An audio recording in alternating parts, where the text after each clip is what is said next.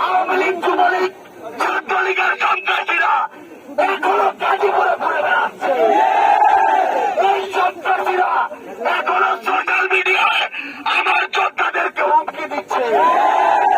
এই অন্তর্বর্তীকালীন সরকার, এই স্বরাষ্ট্র মন্ত্রণালয়, এই পুলিশ, এই ইন্টেলিজেন্স যদি আজকে রাতের মধ্যে গতকালকের হামলার সাথে জড়িত ওই খুনিদেরকে গ্রেফতার না করতে পারে, তাহলে আমাদেরকে তাদের বিপক্ষে দাঁড়িয়ে যেতে হবে।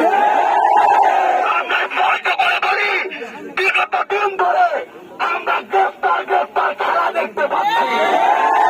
একদল গ্রেফতার করে 2 দিন পর আদালতে বিচারক নামে কিছু অকল দুষ্পান্ত যারা ওই খুনি আসিলাম দোষর